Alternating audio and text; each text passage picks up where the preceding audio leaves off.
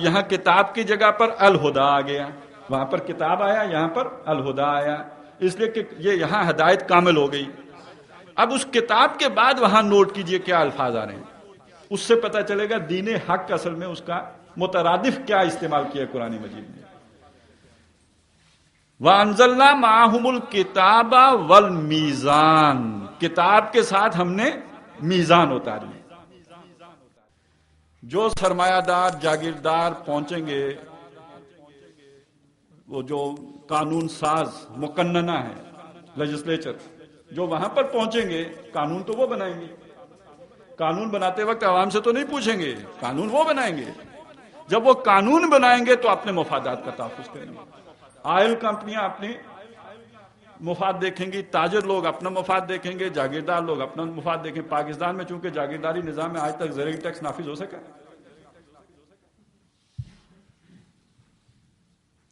ہمارا بڑا مقدس ادارہ ہے، ہمارے ملک کے محافظ ہیں، فوج ہے، وہ کپتان میجر تک پہنچتے ہیں، ان کو پلاٹ مل جاتے ہیں۔ اب کہنے کو قانون ہے، لیگلی ملتا ہے، لیکن کیا عدل بھی ہے؟ تو قانون علیحدہ شے ہے، عدل علیحدہ شے ہے۔ جب لوگ قانون بنائیں گے تو اپنے مفاد کو دیکھیں گے۔ ہاں، اللہ قانون جب دے گا تو وہ کسی کے مفاد کو نہیں دیکھے گا، سب کے ساتھ انصاف کرے گا۔ وہ مزدور کا بھی لحاظ کرے گا، سرمایہ دار کا بھی لحاظ کرے گا۔ وہ محنت اور سرمایہ کے درمیان توازن رکھے گا۔ کون رکھے گا؟ صرف اللہ رکھے گا۔ وگرنہ آپ سوچئے مزدور قانون بنائے تو سرمایہ دار کا بیڑا غرق کر دے گا۔ وہ تو چاہے گا سارا سرمایہ جو ہے وہ ٹرکل ڈاؤن ہو کے مزدور صاحب کے پاس آ جائے، اور سرمایہ دار بنائے گا تو مزدور کا بیجا نکالے، اس کا خون چوسے گا، جیسے کہ چوس رہے ہیں آج۔ اسی طرح سمجھ لیجئے مرد اور عورت کا معاملہ ہے۔ مردوں کے پاس اختیار ہو تو عورت پاؤں کی جوتی بنے گی، اور عورتوں کے پاس اختیار ہو تو مردوں کا کوئی ٹھکانہ نہیں ہوگا۔ ان دو کے درمیان دیکھیے کتنا نازک معاملہ ہے۔ چلے مزدور تو کوئی کوئی ہوگا نا، ہر آدمی مزدور نہیں ہوتا۔ اسی طرح سرمایہ دار کوئی کوئی ہوگا، ہر آدمی سرمایہ دار نہیں ہوتا۔ لیکن ہر آدمی یا مرد ہے یا عورت ہے۔ اب ان کے درمیان توازن کیسے قائم ہوگا، اعتدال کیسے ہوگا؟ کہتے ہیں جی میانہ روی ہونا چاہیے، اعتدال پسندی ہونی چاہیے، لیکن اعتدال پسندی ہونی تو چاہیے، اعتدال کرے گا کون؟ وہ صرف اللہ کر سکتا ہے، جس نے عورت کو بھی بنایا ہے اور مرد کو بھی۔ بلکہ مرد اگر چاہے بھی عدل کرنا، وہ عورت کی نفسیات، اس کے جذبات، اس کے احساسات کو تو سمجھ ہی نہیں سکتے۔ اسے کیا معلوم وہ کیسے سوچتی ہے، اس کے جذبات اور احساسات کیا ہے۔ اور عورت چاہے بھی عدل کرنا تو اس کے لیے ممکن ہی نہیں ہوگا۔ کون کر سکتا ہے؟ جس نے دونوں کو بنایا اور دونوں سے اس حد تک باخبر ہے جتنے وہ اپنے آپ کو خود نہیں جانتے۔ یہ جو عدل ہے اس کو قرآن مجید نے میزان کہا ہے، یہ دین حق ہے۔ تو محمد الرسول اللہ صلی اللہ علیہ وسلم یہ دین حق لے کر آئے۔ اب آپ سمجھ گئے ہوں گے یہ ہے اصل میں نوع انسانی کے لیے خیر کثیر۔ دین حق کا بس میں صرف ایک جھلک آپ کو دکھا دوں۔ جب حضرت عمر رضی اللہ تعالیٰ عنہ کے دور میں آ کے میچور ہو گیا یہ دین، پوری طرح اپنی جولانی پہ آ گیا، آپ دنیا کی آج کی کسی ویلفیئر سٹیٹ کا مقابلہ ریاست مدینہ سے نہیں کر سکتے۔ خلیفہ اس حد تک فکر مند ہے اپنی رعایا کے بارے میں کہ لوگوں کا بھوکا ہونا تو بہت دور کی بات ہے، کتا بھوکا مر گیا تو عمر جواب دے ہوگا۔ آپ سوچیں کوئی بادشاہ، کوئی خلیفہ، کوئی ذمہ دار اپنے لوگوں کے بارے میں اتنا فکر مند ہو تو لوگوں کو اس سے بڑا سہارا اور کیا ہو۔ علاج معالجے کا معاملہ میں اس کی بھی ایک مثال آپ کو بتا دوں۔ آج تو لوگ رل جاتے ہیں اسپتالوں میں، اور ہمارے سربراہوں کے پروٹوکول کے تقاضے یہ ہوتے ہیں کہ بچے رکشوں میں پیدا ہوتے ہیں۔ حضرت عمر رضی اللہ تعالیٰ عنہ رات کو گشت کیا کرتے تھے، کسی کو کوئی پرابلم نہ ہو، کوئی مسئلہ نہ ہو۔ ایک رات اسی طرح گشت پر تھے تو ایک گھر کے اندر سے کراہنے کی آواز آئی۔ پتہ چلا کہ کوئی خاتون ہے، اکیلی ہے اور درد ذہ میں مبتلا ہے۔ اب حضرت عمر کیا کیا انہوں نے، وہ اپنے گھر گئے، اپنی بیوی کو ساتھ لیا۔ اب شاید اس سے آپ کو بات سمجھ میں نہیں آئے گی، ان کی بیوی کون ہے؟ خاتون اول ہیں۔ اب سمجھ میں آئے گا۔ प्रोटोकॉल का अंदाजा लगाइए ना। हमारी खातून अव्वल के लिए जहाज मुल्तान जाता है, खातून अव्वल है, अपनी बीवी को साथ लिया और उस खातून की यानी दाइया का काम आके हजरत उमर रजी अल्लाह ताला अन्हु की अहलिया ने किया। ये है असल में वो मीजान, और इसके एतबार से समझिए मोहम्मद रसूलुल्लाह का रहमतुल लिल आलमीन होना सिर्फ मुसलमानों ही के लिए नहीं, बल्कि ये वाकया भी आपको सुना दूं। हजरत उमर रजी अल्लाह ताला अन्हु वो इराक के दौरे पर आए, जो मुख्तलिफ सूबे थे उनका दौरा भी करते थे। सड़क से गुजरते हुए देखा कि एक शख्स भीख मांग रहा है। अब ये बड़ी अजीब बात है, वेलफेयर स्टेट हो और कोई बंदा भीख मांगे। गवर्नर से पूछा ये भीख क्यों मांग रहा है? उसने कहा ये गैर मुस्लिम है, बूढ़ा हो गया है, भीख मांगता है, अब गैर मुस्लिम हो गया। हजरत उमर ने फरमाया बड़े जुल्म की बात है, जब तक ये जवान था हम इससे खराज लेते रहे, अब जब ये कुछ करने के काबिल नहीं रहा तो हमने इसे भीख मांगने के लिए छोड़ दिया। गैर मुस्लिम, उसका वजीफा जारी होगा, रहमतुल लिल आलमीन। तो एक ऐसा निजाम देकर गए मोहम्मद रसूलुल्लाह सल्लल्लाहु अलैहि वसल्लम जो सारे जहान वालों के लिए रहमत पर मबनी था। उसके लिए उसमें हर एक के लिए इंसाफ था और इंसाफ मिलता था। ये दो बातें अलग हैं। एक निजाम का मबनी पर इंसाफ होना बिल्कुल अलग बात है। जमहूरियत मबनी पर इंसाफ निजाम ही नहीं है। इसको इकबाल ने कहा था, देवे इस्तिबदाद जमहूरी कबा में है पाए को। इस्तिबदाद का द्यो, जबर का द्यो, जमहूरी लबादा पहन के आ गए। तुम समझते हो ये आजादी की है नीलम परी? तो ये अदल वाला निजाम ही नहीं, वो निजाम सिर्फ दिया मोहम्मद रसूलुल्लाह ने सल्लल्लाहु अलैहि वसल्लम। तो अब आप समझिए कि ये खैर है अगर किसी के पास नो इंसानी के लिए, तो वो इस उम्मत के पास है, और ये चीज इस उम्मत के अंदर से निकली नहीं। ये ख्याल इस उम्मत के अंदर हमेशा रहा। दूसरी तरफ जो ताकत दुनिया में वजूद में आई आज से 400 बरस पहले, उससे पहले मुसलमानों का इक्तिदार था ना। यूरोप का उरूज जो शुरू हुआ आज से 400 बरस पहले शुरू हुआ, वो बुनियाद ही में मजहब दुश्मनी है। सिर्फ मुसलमान दुश्मनी नहीं, उनका तो शुरुआत हर किस्म के मजहब की दुश्मनी से शुरू हुई। प्रोटेस्टेंट्स क्या मतलब हुआ? वो पादरियों के खिलाफ प्रोटेस्ट है उनका, कलीसा के खिलाफ उनका प्रोटेस्ट है। ये प्रोटेस्टेंट्स हैं और आजाद ख्याल हैं। उनके जो रसूल उनको वही दे के गए हैं वो ये कि तुम बंदर की औलाद हो। ये हजरत मसीह की तालीम तो नहीं थी, ये तो डार्विन ने सिखाया उनको। फ्राइड ने उनको बताया कि बस सेक्स इंस्टिंक्ट की जब तक तस्कीन न हो, सोसाइटी के अंदर से जो बेचैनी है वो खत्म नहीं हो सकती। ज्यादा सेक्स फ्री सोसाइटी हैवान बना दिया ना। ये शर, जैसे कि कुरान मजीद कहता है शैतान की अगर पैरवी करोगे तो वो तुम्हें बेहयाई और बुराई सिखाएगा, उसके कामल मजर। इसीलिए तो इकबाल ने कहा था ना कि तुम्हारी तहजीब अपने खंजर से आप खुदकुशी करे, जो शाखे नाजुक पे आशियाना बनेगा नापायदार होगा। वो तो खुदकुशी कर चुके, उनका खानदानी निजाम दरम बरम हो चुका है। अब वो पूरी दुनिया में उन्हें अगर कोई नजर आ रहा है तो ये उम्मत नजर आ रही है। और अल्लाह की तरफ से हालात भी ऐसे बने। अब ये बिल्कुल जैसे फिरौन के हाथों मूसा की परवरिश हुई। उसने कितनी कोशिश की कि वो बच्चा मारा जाए, जिसके बारे में नजूमियों ने बताया कि तेरी हुकूमत खत्म करेगा। अल्लाह ने ऐसा कोई अकल के ऊपर पर्दा डाला, एक बच्चा कितने मशकूक अंदाज में उसके हाथ लगा। आप जरा सोचिए कितने गैर मामूली अंदाज में। उसको तो पहले ही चौकन्ना हो जाना चाहिए, यही वो होगा। लेकिन मत मारी गई, उसको उठाया घर में लाके पाना। यही मामला इनके साथ हुआ। ये हमेशा जहाद से डरते रहे, हमेशा डरते रहे। शेखुल हिंद महमूदुल हसन देवबंदी रहमतुल्लाह अलैह फरमाते हैं कि जब वो उन्हें माल्टा में जाके कैद कर दिया रेशमी रुमाल तहरीक के सिलसिले में, तो वहां जो उनका कमांडेंट था उसके साथ उनके अच्छे ताल्लुकात बन गए। तो उससे उन्होंने कहा कि ये देखो भाई, तुम हमारी खिलाफत के पीछे क्यों पड़ गए हो? खुद कहते हो ये तुर्की यूरोप का मर्द बीमार है, तो ये जो रहा सहा कुछ हमारा भ्रम है इसको रहने दो भाई, इसको क्यों खत्म करते हो? तो उसने कहा मौलाना इतने भोले ना बनिए, آپ کو بھی خوب پتا ہے کہ یہ گیا گزرا خلیفہ بھی اگر اعلان جہاد کر دے، یہ ہے پھر مصیبت، یہ گیا گزرا خلیفہ بھی اگر اعلان جہاد کر دے تو پوری دنیا کے مسلمان اس کی پکار پر لبیک کہیں گے، اس لیے ہمیں یہ گوارا نہیں ہے۔ تو ہر دور میں، یہ 1920 کی بات ہوگی یہ جو میں آپ کو سنا رہا ہوں، تو وہ ہر دور میں جہاد سے ڈرتے رہے، اس کے باوجود عجیب بات، اللہ کا کام ہے، اللہ اپنے کام جو ہے وہ کافروں سے بھی لے لیتا ہے۔ یوسف کو پہنچانا چاہتا تھا مصر، یوسف کے بھائی جو یوسف سے ضد کرتے تھے انہوں نے جا کے کنویں میں ڈالا تو یوسف مصر پہنچا نا علیہ السلام۔ یہی معاملہ ہوا کہ روس کے مقابلے میں جہاد کا پروپیگنڈا خود امریکی ڈالروں کے ذریعے سے ہوا، جس میں تو کوئی شک ہی نہیں۔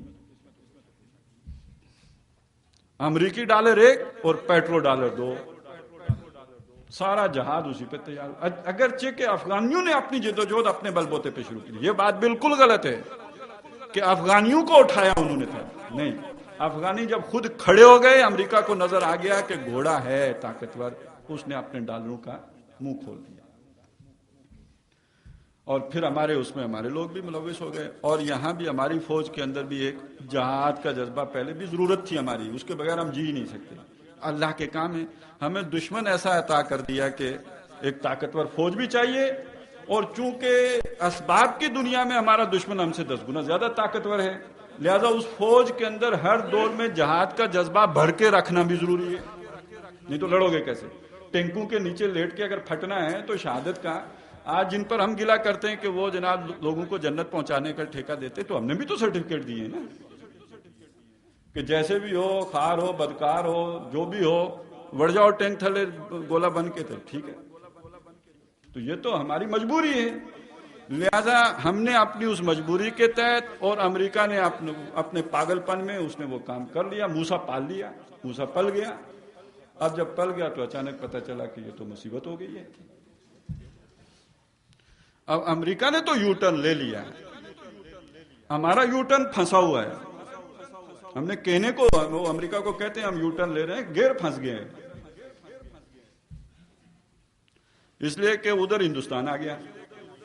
جب ہندوستان وہاں پہ آ گیا تو ادھر اگر ہم طالبان کو لوز کرتے ہیں، وہ ہمارا ایسٹ ہے، ان کو اگر ان سے بالکل ہی ہاتھ کھینچ لیتے ہیں تو افغانستان ہندوستان کے ہاتھ میں دے دیتے ہیں، تو مشرق مغرب دونوں غیر محفوظ، تو مجبوری بن گئے۔ اب یہ دیکھیے کہ یہ موسیٰ کی پرورش کا سامان اللہ تعالیٰ کے ہاتھ، یہ کوئی ہماری نیک نیتی بہرحال اس میں نہیں ہے، لیکن مجبوری ہے، علیحدہ معاملہ ہے۔ اب یہ فورس در حقیقت کس کی تیار ہو رہی ہے؟ یہ جو وادی دور و دراز ہے، اس وادی دور و دراز میں اللہ تعالیٰ کسی اس قائد کی فوج کو تیار کر رہا ہے جس نے ابھی آنا ہے۔ اس میں کوئی شبہ نہیں کہ یہ ان لوگوں کا جو بھی دینی شعور ہے وہ اس سطح کا نہیں ہے، آج کی جدید دنیا سے تو کوسوں دور، پریمیٹیو ایج میں رہنے والے۔ افغانستان میں تو آپ کسی جدید ریاست کا کوئی تصور ہی نہیں، وہاں کوئی بینک ہی نہیں تھا، اسلامی نظام آپ کہتے ہیں ہم لے آئے ہیں، وہاں بینک ہی نہیں تھا، اسلامی حکومت ضرور قائم ہو گئی تھی، ایک حد تک ایک اسلامک رجیم آ گئے، اسلام پرست لوگ آ گئے تھے۔ سسٹم کیا ہوتا ہے، آج کے دور کے سسٹم کے تقاضے کیا ہیں، اس کا پورا وہ جو اسٹیٹ کا انفراسٹرکچر کیا ہے، اسٹیٹ کرافٹ کیا ہے، اس کی تو ان کے وہم و ان کے سان گمان میں بھی نہیں تھا، وہ دور صحابہ کے لوگ ہیں۔ آج کے دور کے اعتبار سے یہ ساری چیزیں ان کے بس سے بہت حد تک ان کے تصورات ہی سے باہر تھے، اگرچہ کہ انہیں موقع ملتا تو پھر آہستہ آہستہ انہیں آنا تھا، وہ بڑھ رہے تھے، چیزیں ان کے سامنے آ رہی تھیں، یوں یوں آ رہی تھیں، یوں یوں سیکھ رہے تھے، لیکن یہ کہ بہرحال ان کو پھر موقع نہیں دیا گیا۔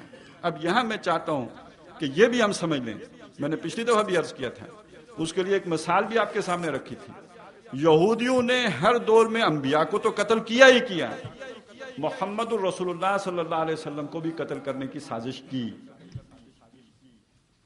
وہ واقعہ تو مشہور ہے، زہر دی گئی حضور صلی اللہ علیہ وسلم کو، حضور پر جادو کیا گیا، حضور پر اوپر سے ایک دفعہ بڑا پتھر گرا دیا گیا کہ آپ اس کے نیچے بالکل پس کے رہ جاتے، وہ تو اللہ آپ کو بچاتے رہے۔ لیکن ایک رائے میں نے آپ کو سنائی تھی، یہ بھی ایک اسکالر ہیں، ان کی رائے ہے اور بڑی وزنی رائے ہے، کہ جو ابراہہ نے مکے پر حملہ کیا تھا یہ اسی سال حملہ ہوا تھا جو نبی اکرم صلی اللہ علیہ وسلم کی پیدائش کا سال ہے، اور یہودیوں کو معلوم تھا، ان کے بڑوں کو، جو ان کے چوٹی کے شیاطین ہیں. جیسے آج ناسٹروڈیمس نے بہت سی پیشن گوئیاں کر رکھی ہیں علم العادات کی بنیاد پر.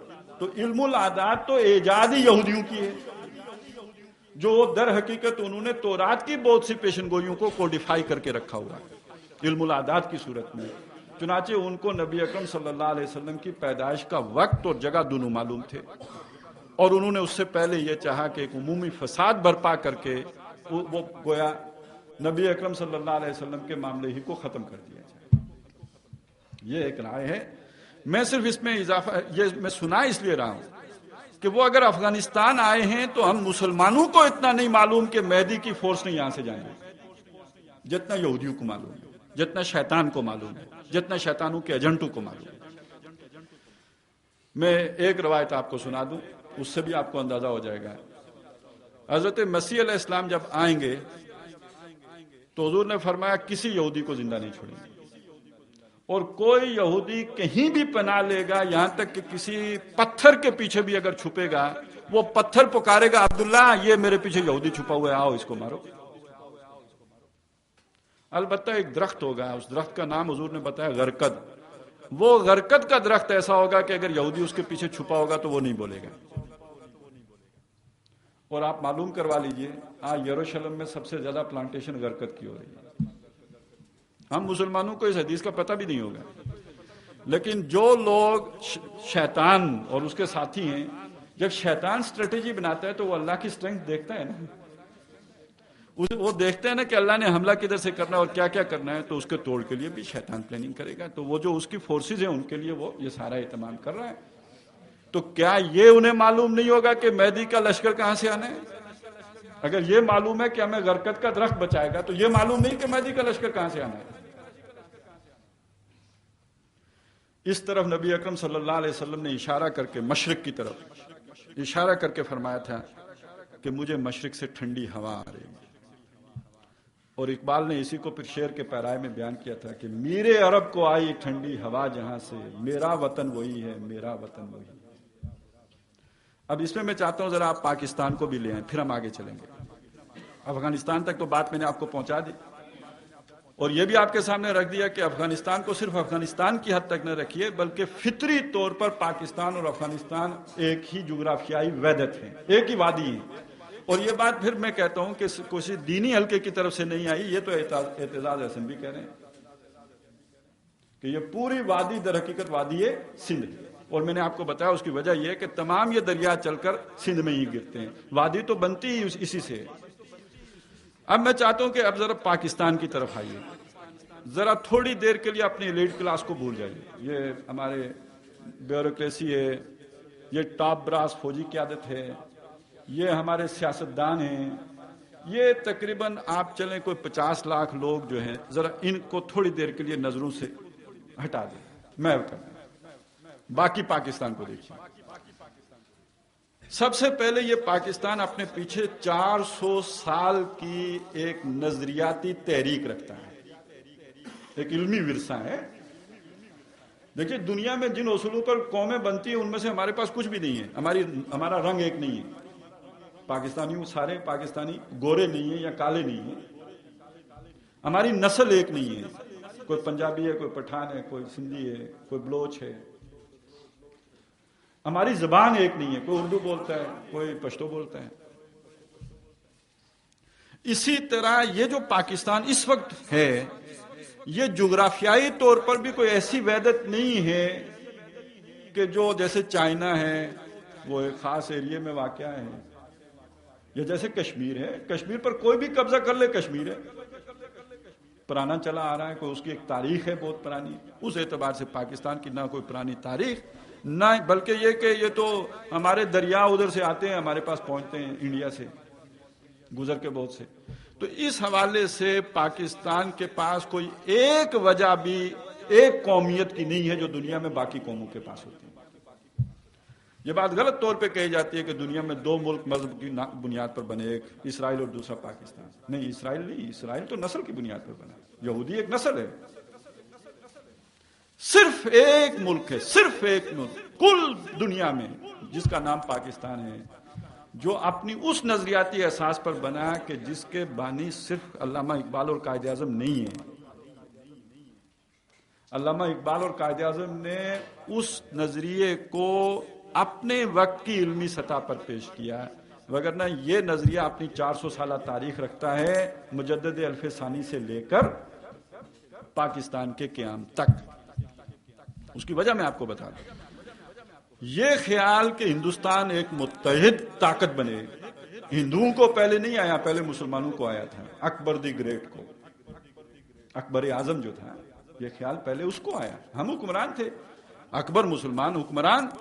وہ سمجھ گیا کہ یہ ہندوستان اس وقت تک دنیا کی سطح پر کوئی اہم رول ادا نہیں کر سکتا جب تک سارے ہندوستانی یکجان نہ ہو. یکجان مذہب کی وجہ سے نہیں ہو سکتے، یہ ہندو ہے یہ مسلمان ہے. لہذا سب سے پہلے کوئی ایک رنگی پیدا کرو، ان کے اندر یکسانیت ہو. یہ دین الہی کے پیچھے یہ پولیٹیکل سٹریٹجی تھی جو اکبر کے دماغ میں آئی.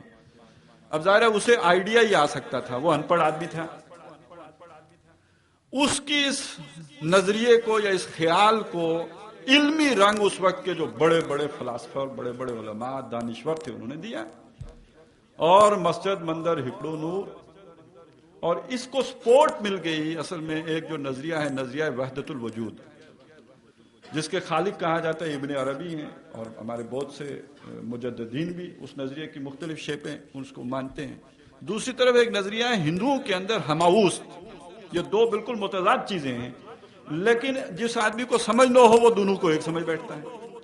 تو اس ہماوست اور وحدت الوجود کی معجون مرکب بنا کر اکبر کے جو شاہکار تھے، اس کے اپنے ابو الفضل اور فیضی، انہوں نے دین الہی ایجاد کر لیا. اب اس کے مقابلے میں ظاہر ہے وہ صوفی ازم کے تھرو وہ گمراہی آ رہی تھی کہ شریعت کی کیا ضرورت. اصل میں جدا ہوتا ہے مسلمان اور ہندو شریعت کی بنیاد پر. جب میں شریعت کی پابندی کروں گا، نماز پڑھوں گا، ہندو نہیں پڑھے گا. میں داڑھی رکھوں گا، وہ نہیں رکھے گا. فرق، تشخص علیحدہ علیحدہ ہو جاتا ہے.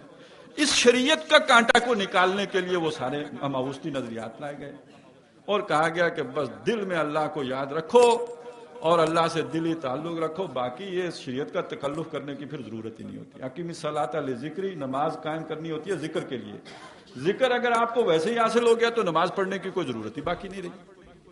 یہ تھا وہ سارا چکر. تو اللہ تعالیٰ نے اس کے مقابلے میں، اب یہ دیکھیے، دو قوموں کو ایک بنانے کا چکر تھا. اب جب کھڑے ہوئے مجدد الف ثانی اور انہوں نے کہا کہ نہیں، اتباع سنت اور اتباع شریعت کے بغیر کوئی صوفی ہو نہیں سکتا. اصل میں یہی وہ بات ہے جس کو بڑی خوبی سے بعد میں بیان کیا گیا نا، کہ اگر کوئی کسی شخص کو فضا میں اڑتے ہوئے دیکھو، اتنی بڑی کرامت اس سے صادر ہو رہی ہو، لیکن اگر تارک سنت ہے ولی نہ سمجھنا. تو در حقیقت مجدد الف ثانی نے مسلمانوں کا جداگانہ تصور پیش کیا. اس بات کو سمجھ لیجیے کہ مسلمان ایک علیحدہ قوم ہے، ان کی شریعت علیحدہ ہے. وہ محمد الرسول اللہ صلی اللہ علیہ وسلم سے فیضیاب ہوں گے، نہ کہ ہندو فلاسفہ سے. تو یہ مجدد الف ثانی. اس کے بعد پھر اصل میں مجدد الف ثانی ہی کی تعلیمات کا ظہور ہے جو اورنگزیب عالمگیر کی صورت میں ہوا ہے. ایک آتا ہے مورلائزر، اخلاقی تعلیمات دیتا ہے، جس طرح کے شخص کا وہ تصور پیش کرتا ہے اس طرح کا کردار 2-3 نسلوں کے بعد آئے گا. اقبال کے شاہین جا کر اب سامنے آ رہے ہیں. اقبال کے دور میں تو یہ شاہین نہیں تھے. تو اسی طرح مجدد الف ثانی نے جس مسلمان کا تصور پیش کیا تھا یا حکمران کو جیسا ہونا چاہیے، وہ اگر پھر ظاہر ہوا ہے تو اورنگزیب عالمگیر بادشاہ غازی کی صورت میں ظاہر ہوا. بہرحال یہ مجدد الف ثانی. اس کے بعد شیخ عبد الحق محدث دہلوی رحمۃ اللہ علیہ، پھر شاہ ولی اللہ دہلوی رحمۃ اللہ علیہ. پھر آپ دیکھیے خلافت دنیا میں ختم ہو گئی، کہیں تحریک نہیں چلی. تحریک چلی تو کہاں چلی؟ ہندوستان میں چلی. بولی اماں محمد علی کی جان بیٹا خلافت پہ دے دو. تحریک شہیدین، خالص اسلام کے لیے جہاد. اس میں کوئی ملک کا معاملہ نہیں تھا. اور ایسے متقی پرہیزگار لوگ کہ دور صحابہ کے بعد اس کی جو جھلک اگر ایک جماعت کی نظر آتی ہے تو وہ تحریک شہیدین میں نظر آتی ہے. کہاں پہ ہے یہ؟ پھر اس کے بعد علامہ اقبال جیسی شخصیت، پھر مولانا الیاس رحمۃ اللہ علیہ جیسا مبلغ، پھر مولانا مودودی رحمۃ اللہ علیہ جیسا مصنف، اور ابھی جن سے ہم جدا ہوئے ڈاکٹر اسرار احمد، جس طرح وہ قرآن مجید بیان کرتے تھے، پوری دنیا میں جو تہلکہ مچا اس کا. اب اس لیول کی شخصیات اس درجے میں باقی عالم اسلام میں تو نہیں ہے. اگرچہ کہ مصر میں کچھ لوگ ہیں، لیکن ذرا آپ گہرائی میں جائیں تو انہوں نے خوشہ چینی یہاں سے کی ہے. انہوں نے عربی زبان میں وہی لٹریچر تخلیق کیا ہے جو اردو زبان میں ہندوستان میں پہلے تخلیق پا چکا تھا. وہاں پر بھی وہ فکر ہندوستان سے گیا. چنانچہ ہم مسلمانوں کو اگر نہیں سمجھ تو میں پھر ایک یہودی کا قول آپ کو سناتا ہوں. بن گوریان نام سنا آپ نے؟ یہ گویا ان کا قائد اعظم ہے. 67 میں جب عربوں سے اسرائیل نے فتح حاصل کر لی، جنگ جیت گیا، تو فرانس میں انہوں نے جشن منایا. اس جشن سے جب خطاب کیا بن گوریان نے تو اس نے کہا ہمیں عربوں سے کوئی خطرہ نہیں، اب ہمارا بال بیکا نہیں کر سکتے، لیکن ہمارے لیے خطرناک ملک پاکستان ہے. اور اس کی دو وجوہات اس نے بیان کی. ایک پاکستان کا علمی ورثہ، پاکستان کا علمی ورثہ، اور نمبر 2 پاکستان کی فوج. اور یہ قدرت اللہ شہاب نے لکھا ہے ایک روسی سفارتکار کے حوالے سے کہ روس اور امریکہ اس معاملے میں ایک ہے کہ پاکستان کی فوج کو کمزور کرنا ہے، اور کمزور کرنے کا طریقہ یہ ہے کہ ان کو اقتدار کی لت ڈالنا. یہ میں آپ کے سامنے اس لیے رکھ رہا ہوں کہ ہم اپنا وزن جو بھی کر رہے ہوں شیطان کی آنکھ سے دیکھیے تو ہمارا کوئی وزن بنتا ہے. ایک ہمارا وہ علمی ورثہ، پھر ہمارا وہ جذبہ جو تمام تر کوششوں کے باوجود تاحال زندہ ہے. میڈیا پہ اتنا پیسہ خرچ کیا جاتا ہے ذہن سازی کرنے کے لیے، پھر بھی قادری پیدا ہو جاتے ہیں. آج میرا خیال ہے ریفرنڈم کروائیں تو اس ملک میں 96% لوگ کہیں ہمیں شریعت کا نظام چاہیے. آج میں پڑھ رہا تھا کبیر واسطی صاحب کا مضمون جنگ میں آیا ہے. وہ کہتے ہیں کہ جو جس طرح کی جمہوریت ہم دیکھ رہے ہیں اس سے وہ انتہا پسندی اچھی ہے جو افغانستان میں تھی. تو اگر شیطان سے کہلوایا اقبال نے ہے اگر کوئی خطر مجھ کو تو اس امت سے ہے، تو آپ دیکھیے اس امت کے اندر وہ سب سے زیادہ خطرہ پوٹینشلی کہاں ہے. اگر یہاں تک بات سمجھ میں آ گئی ہے تو اب اگلی بات سمجھیے. پاکستان جیسے ملک کا دیکھیے کرپشن جہاں راج کرتی ہے، کوئی شخص اپنی ذمہ داری سے اپنی ڈیوٹی انجام نہیں دیتا. حکمرانوں کو کہتے ہیں، خود ایک امریکی سفیر نے کہا تھا یہاں سے جب واپس گیا تو اس نے کہا پاکستان کو جو لوگ چلاتے ہیں وہ امریکہ میں ایک یوٹیلیٹی سٹور نہیں چلا سکتے. وہ بھی اس نے بڑی بات کہی ہوگی. یہ ملک اور ایٹمی پاور دنیا کی سب سے زیادہ یوں سمجھے جو سوفسٹیکیٹڈ ٹیکنالوجی ہو سکتی ہے وہ آپ نے حاصل کر لی. اب آپ اسے کیا کہیں گے؟ یہ معجزے سے کم تو کوئی بات ہی نہیں ہے. پھر میزائل ٹیکنالوجی، یعنی کہتے تو وہ تجربہ اس کا نہیں کرتے اس لیے کہ پھر وہ اسرائیل کے ساتھ براہ راست کنفرنٹریشن شروع ہو جائے گی. آپ نے 3000 سے اوپر کر لیا تو کس کے لیے کیا؟ آپ کا دشمن تو انڈیا ہے.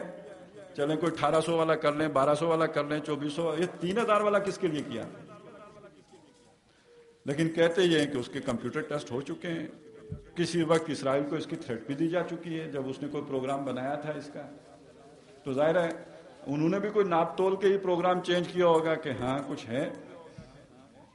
داؤد کا گوپیا جو ہے وہ طالوت کا بھیجا پھاڑنے کی صلاحیت رکھتا ہے.